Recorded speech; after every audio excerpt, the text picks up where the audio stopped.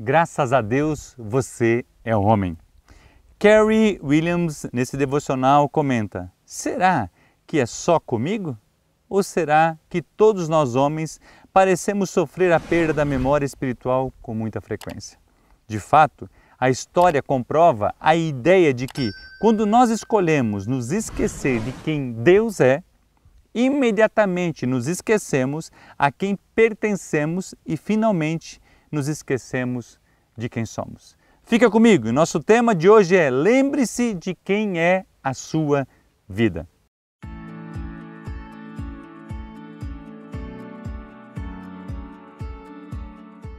Colossenses, no capítulo 13, versículo 4, Paulo escreve assim: quando Cristo, que é a nossa vida, se manifestar, então vós também sereis manifestados com Ele em glória.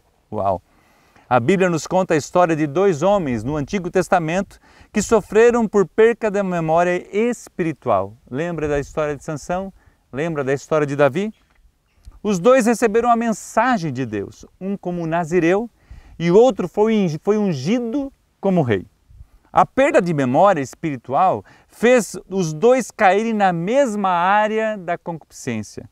Edwin Cole tem uma frase que particularmente acho fantástica: o tormento da tentação a pecar não se compara com o tormento da consequência do pecado. Você prestou atenção nessa frase? A gente vai repetir algumas vezes ela. A situação que aconteceu com esses homens nos adverte no presente de que, quando a concupiscência fica trancada do lado de dentro dos nossos pensamentos, Deus fica trancado do lado de fora da nossa vida. Uau! Apocalipse, capítulo 3, versículo 20, nos diz: eis que estou à porta e bato. Se alguém ouvir a minha voz e abrir a porta, entrarei em sua casa, cearei com ele e ele comigo. Sansão cedeu à concupiscência e a Bíblia fala que ele se tornou escravo, cego e motivo de chacota entre os filisteus. Davi se humilhou, pediu misericórdia, mas nunca faltou a espada em sua casa, e o que ele fez escondido foi feito contra ele à luz do dia. Carey ainda fala que a concupiscência é uma maneira infalível de nos esquecermos de quem Deus é, a quem pertencemos e quem somos. A história desses dois homens provam que a concupiscência, alcançando pleno vigor em nossas vidas, Deus, de certa forma, se torna irreal. 1 João, capítulo 2, versículos 16 e 17 fala assim: porque tudo que há no mundo, a concupiscência da carne, a concupiscência dos olhos, a soberba da vida, não é do Pai, mas do mundo.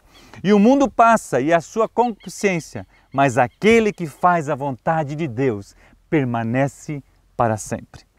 Quando viajamos, eu e você como homens, ou estamos longe de nossas famílias e nossas redes de responsabilidade estão fora do alcance de nossos olhos, como poderemos nos certificar que a nossa memória espiritual está forte? O que podemos fazer quando a tentação vem e a concupiscência bate às nossas portas?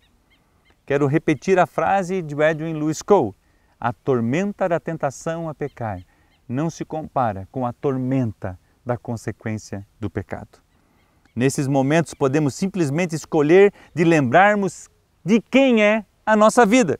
Aprendi ainda muito pequeno com os meus pais que, quando estou em uma situação difícil, eu devia clamar: o sangue de Jesus tem poder. Lembro-me como se fosse hoje, quando eu ia para a escola: filho, se acontecer alguma coisa, clama: o sangue de Jesus tem poder. Por quê? Porque Jesus tem poder para proteger e livrar a eu e você da tentação. Lembro também da minha filha, quando pequena, quando tinha alguma situação difícil, eu dizia para ela: filha, quem tem Jesus não tem medo. Por quê? Porque quando nós lembramos quem nós somos em Deus, filhos amados, protegidos por Ele, a sensação de segurança e de paz vem ao nosso coração. Então ore a palavra. Podemos ir profundamente em Jesus, pois Ele está em nós, vive em nós. A sua natureza está em nós. Edwin Cole diz que nós podemos mudar os nossos hábitos, mas Jesus Cristo, Ele muda a nossa natureza. De qual natureza? Para uma natureza humana, pecaminosa, para uma natureza divina e santa. Uau! Isso é maravilhoso. Podemos, nesse momento de tentação, experimentar a glória de Deus e a sua proteção e bênção. Adão, Sansão e Davi esqueceram de quem eram em Deus e que pertenciam a Ele, ou seja, não poderiam fazer qualquer coisa porque eles tinham um Senhor sobre a sua vida. Lembre-se, nós o aceitamos como nosso Senhor e Salvador. Se Ele é nosso Senhor, não podemos esquecer de que pertencemos realmente a Ele. Adão foi o primeiro a se render à idolatria no Éden, ao render-se aos desejos de Eva. Sansão se rendeu aos desejos de Dalila quando estava em seu colo. E Davi se trancou em concupiscência por Batseba e excluiu Deus de sua vida naquele momento. Ou seja, ele esqueceu de quem ele era em Deus. Todos esses homens achavam que não estavam prejudicando a ninguém. Por quê? Estavam sozinhos, estavam em um ambiente de isolamento, estavam realmente preocupados só com eles mesmos. Porém, todos sofreram, ou seja, eles próprios, suas famílias e, nesses casos, a nação e, no caso de Adão, o mundo, porque entrou o pecado no mundo. Ou seja, aquilo que eu e você fazemos lá às escondidas, quando esquecemos de certa forma de quem somos e a quem pertencemos, primeiro a Deus e depois temos uma família, temos uma reputação, nós ficamos de uma certa forma vulnerável. Por isso que a oração, por isso que a comunhão é tão importante. Podemos escolher o que queremos fazer e quando queremos fazer, mas somos totalmente submetidos às consequências dessas escolhas. Escolha ser filho de Deus, viver em pureza, resistir às tentações em nome de Jesus e construir uma reputação que perpetuará gerações. Como Carey Williams nos ensina nesse devocional, sugiro que faça esta oração. Senhor, ajuda-me a lembrar que Tu não deves ser o primeiro lugar na minha vida ou nem mesmo o centro da minha vida. Olha que interessante. Senhor, ajude-me a lembrar que Tu és a minha vida. Eu suplico o sangue de Jesus Cristo, que é minha vida. Em Seu nome eu oro. Amém. Quando Cristo, que é sua vida, for manifestado, então vocês também serão manifestos com Ele em glória. É o texto do nosso devocional de hoje. A esperança tem nome. A esperança, ela está viva. A esperança é Jesus. Então lembre, você é filho amado de Deus. Você pertence a Deus. Você tem os direitos de filho de Deus.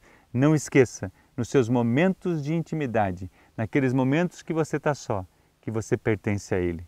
Que Deus te abençoe. O nosso próximo devocional terá o tema o que atrai, melhor dizendo, a sua atenção.